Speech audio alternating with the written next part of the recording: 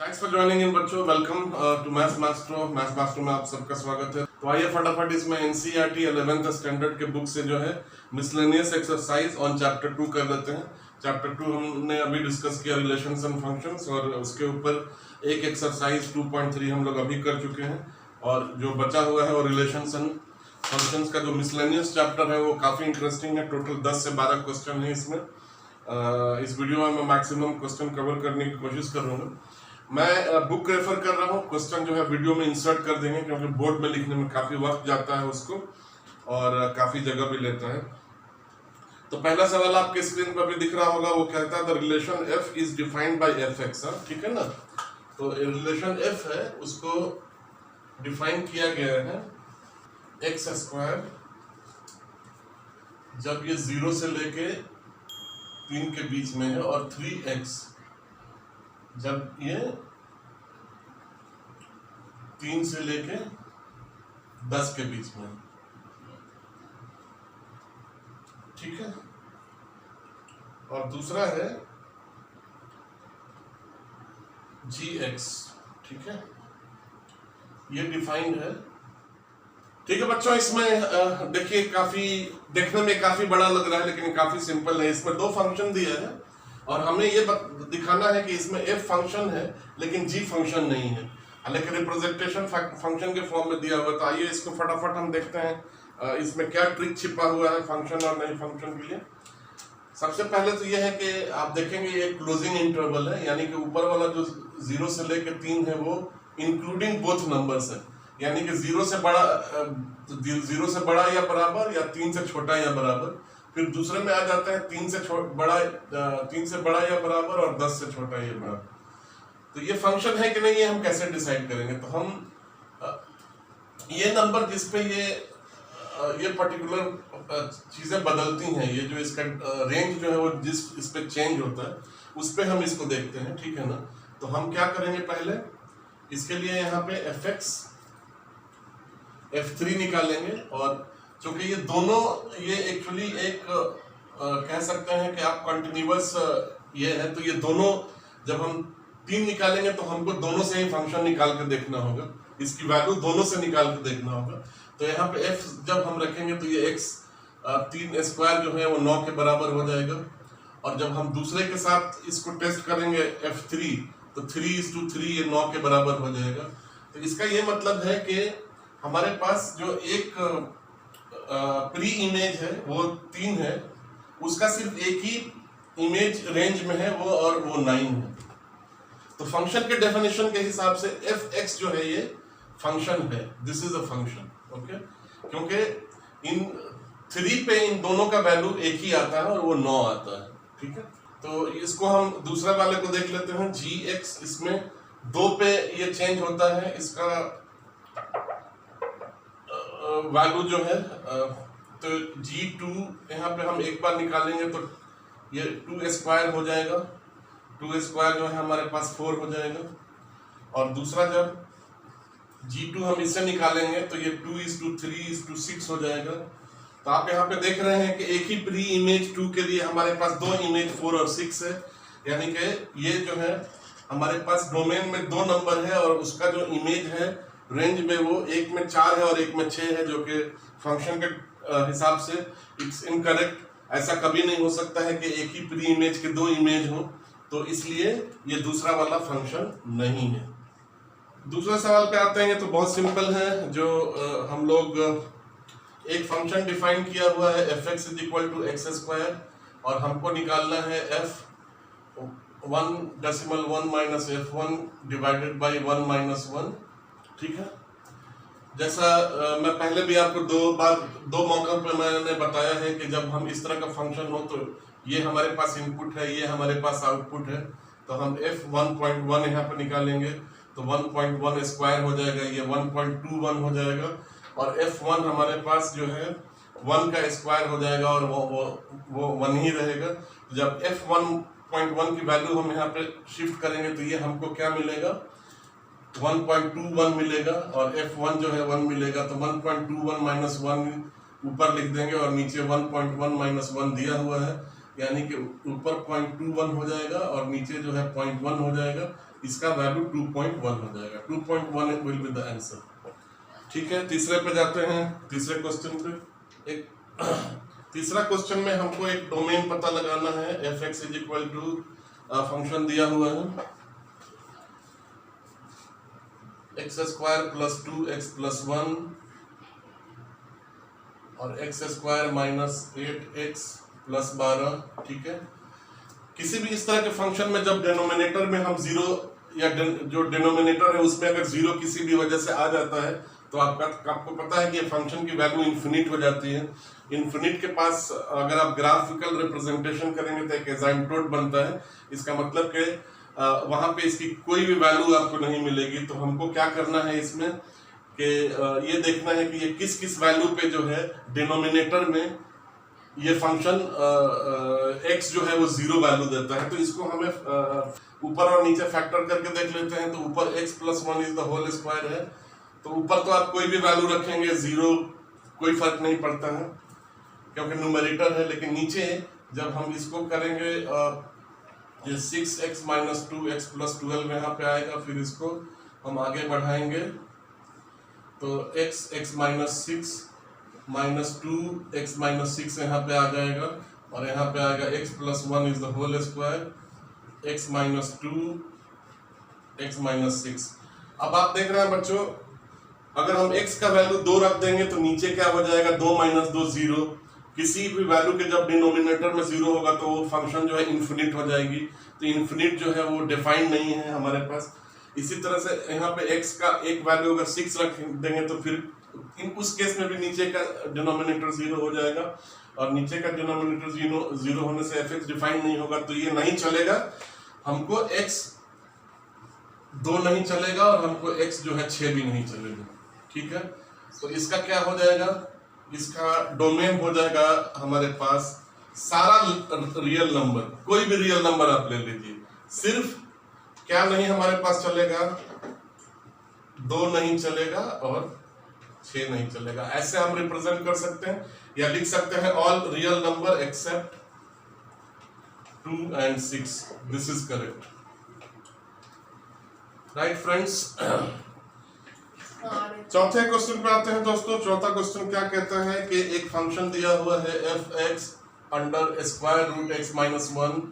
इसका डोमेन हमको पता करना है, डोमेन एंड रेंज दोनों पता करना है। तो जैसा हमको पता है कि अगर ये अंदर की वैल्यू 0 से ज्यादा नहीं हुई तो ये पूरा फंक्शन डिफाइन नहीं होगा, ये फंक्शन इनवैलिड हो जाएगा।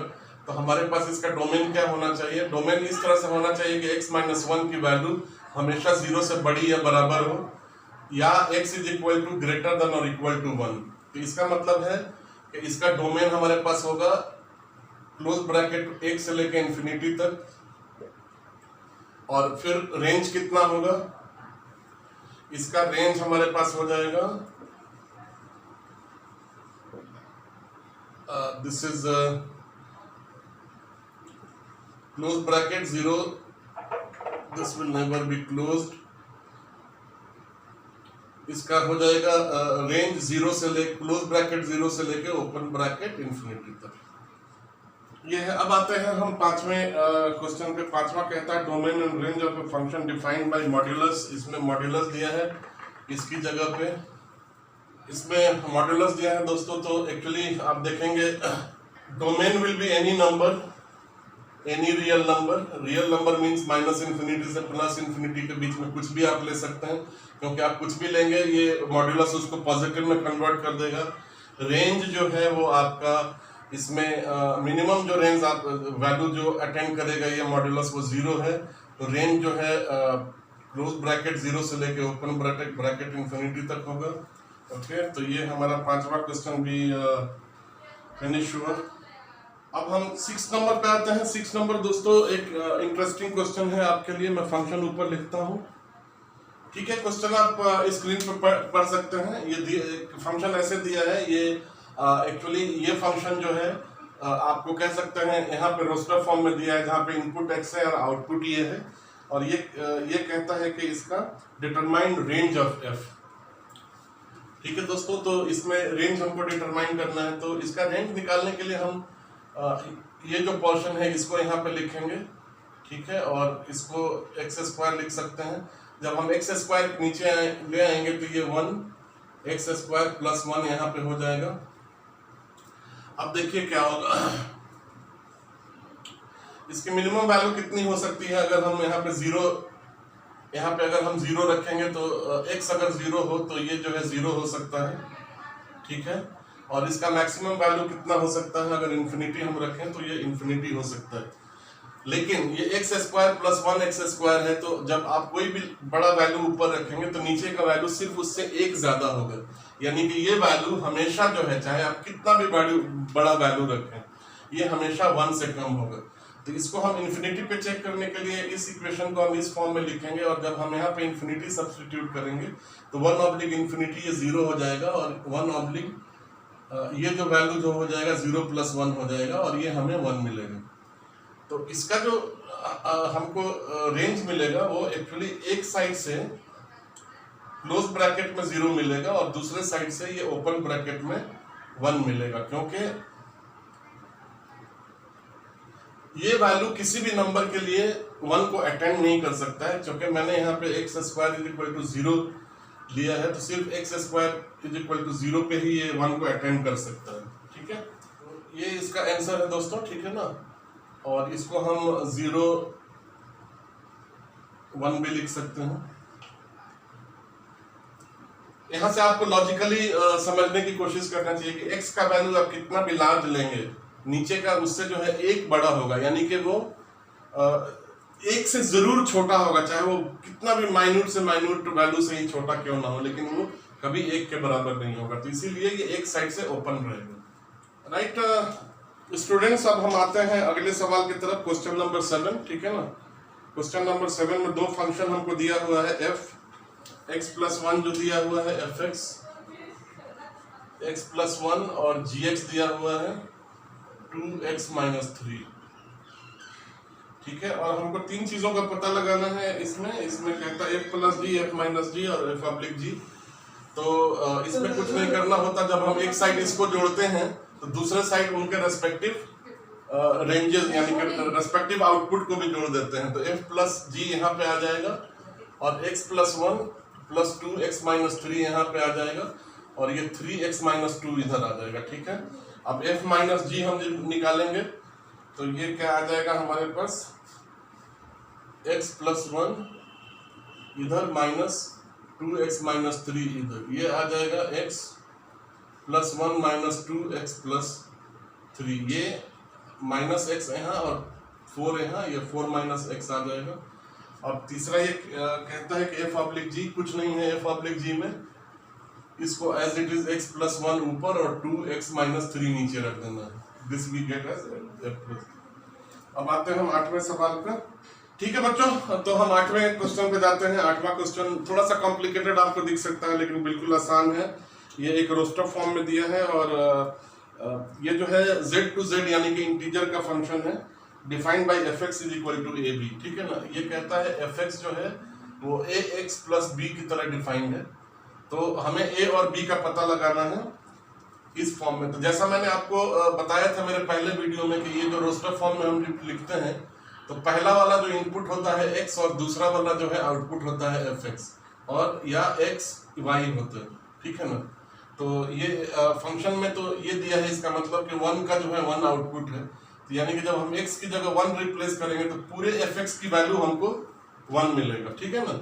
तो f1 जब हम करेंगे ऐसे, तो यहाँ पे x की जगह 1 आ जाएगा, तो ये सिर्फ a हो जाएगा, और ये +b हो जाएगा। और f1 का वैल्यू ये कितना देता है, यहाँ पे 1 देता है, तो ये 1 लिख देंगे। ये इक्वेशन हमारे पास एक हो गया। अब दूसरा क्या कहता है कि जब हम x का वैल्यू 2 इनपुट करते हैं तो fx का वैल्यू हमको 3 मिलता है। तो f हम जब 2 लिखेंगे ऐसे, तो यहाँ पे क्या हो जाएगा, x की जगह 2 हो जाएगा, और a से मल्टीप्लाई हो जाएगा ये, तो ये 2a हो जाएगा, और ये हो जाएगा b, और f2 कितना यहाँ पे दिया हुआ है, 3 दिया हुआ। तो हमारे पास दो इक्वेशन हो गए, जो कि दो अननोन है, तो दो इक्वेशन हमारे लिए बहुत है, ठीक है। अब हम क्या करेंगे, इसको सॉल्व करेंगे। तो 2a + b यहाँ पे हम 3 लिख देंगे, और यहाँ पे a plus b is equal to 1 है, और जब हम इसमें 2 से मल्टीप्लाई करेंगे तो 2a प्लस 2b यहाँ पे 2 हो जाएगा। ठीक है, अब हम इसको घटा देते हैं तो 2a से 2a चला जाएगा तो ये 0 हो जाएगा, b में से 2b घट जाएगा तो यहाँ पे जो है माइनस b हमको मिल जाएगा, और ये 3 में से 2 घटेगा तो 1 मिल जाएगा, यानी कि ये कितना हो जाएगा minus b is equal to 1 और b is equal to minus 1। ठीक है, एक हमको वेरिएबल मिल गया। अब दूसरा कितना मिलेगा, जब हम पहले इक्वेशन में b का वैल्यू करेंगे तो ये a प्लस b की जगह ये माइनस 1 है तो माइनस 1 हो जाएगा, और ये जो है 1 हो जाएगा। ठीक है, तो अब इसको रीअरेंज करके हम 1 को जब राइट साइड में ले जाएंगे तो a इज इक्वल टू 2 मिल जाएगा। तो हमारे पास a और b की वैल्यू कितनी आ गई, a is equal to 2, b is equal to minus 1। यही आंसर है, आगे आपको करने की कुछ जरूरत नहीं है क्योंकि आप ऑलरेडी आंसर अराइव हो चुके हैं आप आंसर। तो बच्चों 9वां क्वेश्चन जो है वो मोर और लेस काफी थियोरेटिकल है। ये कहता है कि let R be relation from N to N defined by R bracket में दिया हुआ है a कॉमा b, ठीक है ना, और a b both belong to natural number, okay,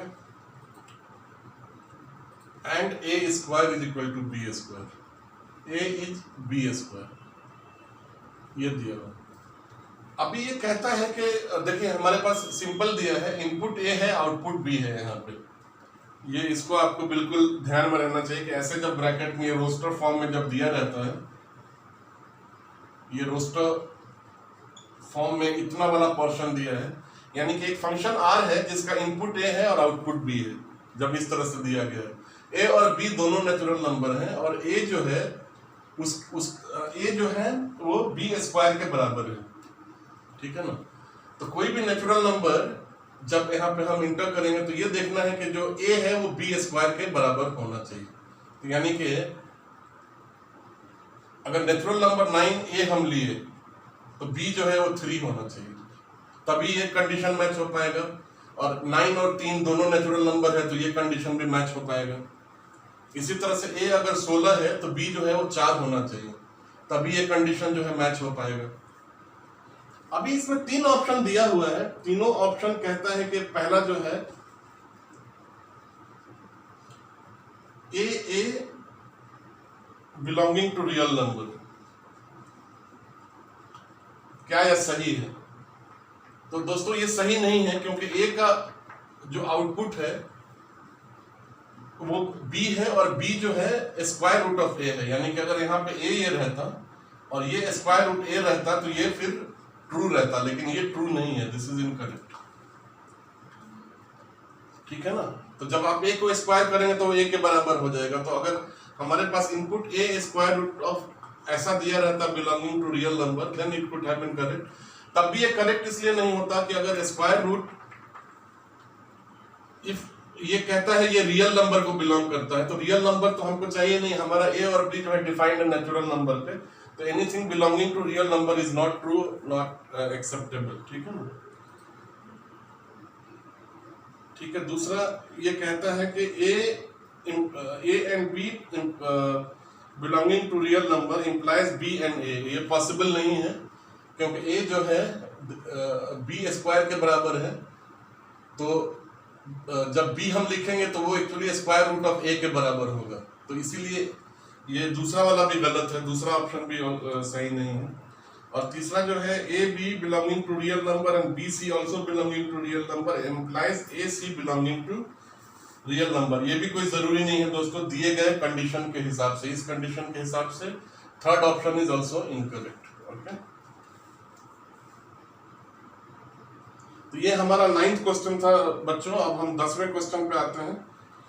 तो बच्चों आइए हम 10वां क्वेश्चन डिस्कस करते हैं। इसमें दो सेट दिया हुआ है a और b, जो आपके स्क्रीन पे दिख रहा है, ठीक है ना। और क्वेश्चन में एक आप रिलेशन दिया है f, उसमें रोस्टर फॉर्म में जो है दिया हुआ है, आप कह सकते हैं कि ऑर्डर्ड पेयर दिए हुए हैं। और दो क्वेश्चन है उसमें, पहला है कि f is a function relation from a to b और दूसरा f is a function from a to b। तो जब हम इसको मैप करते हैं एक फंक्शन से दूसरे फंक्शन में, तो ये आप देखेंगे कि ए यहाँ पे है, बी इधर है, ठीक है ना, 1 2 3 4 इधर है, 1 5 9 11 15 एंड 16 इधर है, ठीक है। तो जो फंक्शन दिया हुआ है उसके हिसाब से ए जो है यहाँ का 1 5 को मैप करता है, 2 जो है वो 9 को मैप करता है, 3 जो है वो 1 को मैप करता है, 4 जो है वो 5 या 15 है, 1 5 9, फिर 4 जो है वो अगेन 5 को मैप करता है, और 2 जो है वो फिर अगेन 11 को मैप करता है, ठीक है। तो इसके हिसाब से हम कह सकते हैं कि जो सेट ए का है उसका रिलेशन बी में है, यानी कि f is a relation from A to B, यानी कि ए का जो है सारा जो मेंबर है उसका एक इमेज है बी में, तो हम ये कह सकते हैं कि f is a relation from A to B, okay.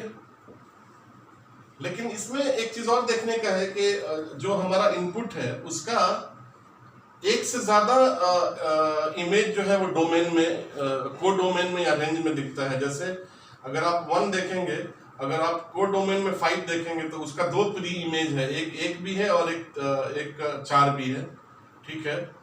उसी तरह से आप देखेंगे कि 2 का डोमेन में 2 इमेज है, एक 9 है यहाँ और एक 11 है यहाँ, तो फंक्शन के हिसाब से ये सही नहीं है, दिस इज नॉट करेक्ट।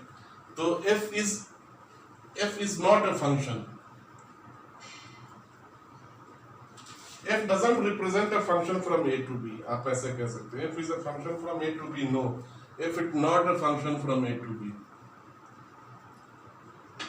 ठीक है ना, क्योंकि एक ही इनपुट के मल्टीपल आउटपुट नहीं हो सकता है किसी फंक्शन में, एक इनपुट का मोस्टली एक यूनिक आउटपुट होता है, राइट। तो अब हम आते हैं 11th क्वेश्चन पे। 11th क्वेश्चन कहता है, जो अभी आपके स्क्रीन पर दिखेगा, कि f जो है वो सबसेट है z is to z defined by f। ये फंक्शन दिया गया है और ये कहता है कि is f a function from z to z, justify your answer.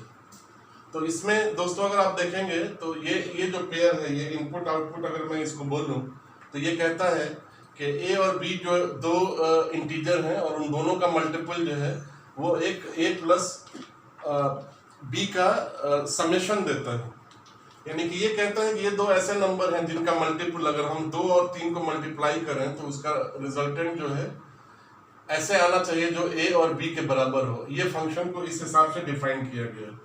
तो मैं आपको बता दूं कि ये कुछ केसेस में सही हो सकता है, लेकिन ये यूनिवर्सली सही नहीं है। This is actually not true, okay.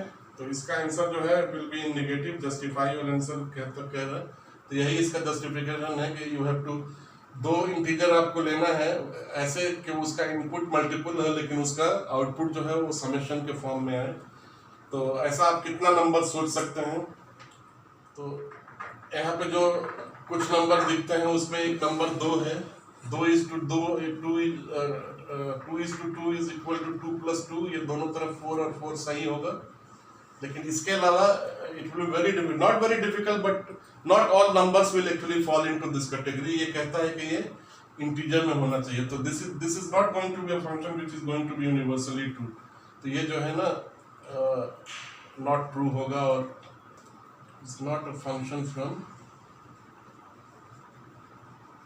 z to z। तो बच्चों आइए हम इस वीडियो का लास्ट क्वेश्चन डिस्कस करते हैं। क्वेश्चन नंबर 12 आपके स्क्रीन पर दिख रहा है और ये एक फंक्शन दिया हुआ है, एक सेट दिया हुआ है 9 जिसके इतने मेंबर दिए हैं, टोटल 5 मेंबर्स, ओके। और ये कहता है कि एक फंक्शन f है जो a को, यानी कि इस सेट को जो है नेचुरल नंबर की तरफ, यानी कि output is a natural number and this function is defined by fn is equal to the highest prime factor of n, highest prime factor of n। अब n क्या है? n has to be member of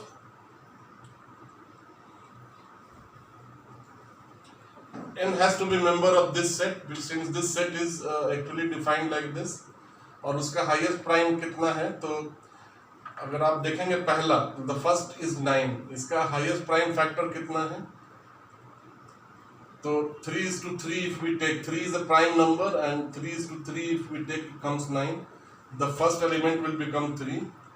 Similarly, 10 is actually nothing but 5:2, where 5 is actually a multiple of is one of the factor in this. This is also a prime number, so we get actually range as range of f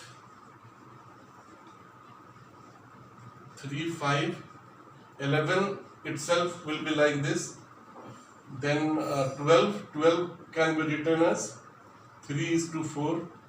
I think the only prime number जिसका factor 3 है, हम 3 already ले चुके हैं. We will let it go, and then 13, because 13 is a prime number which is not divisible by anything. The range of f will be actually 3, 5, 11 and 13.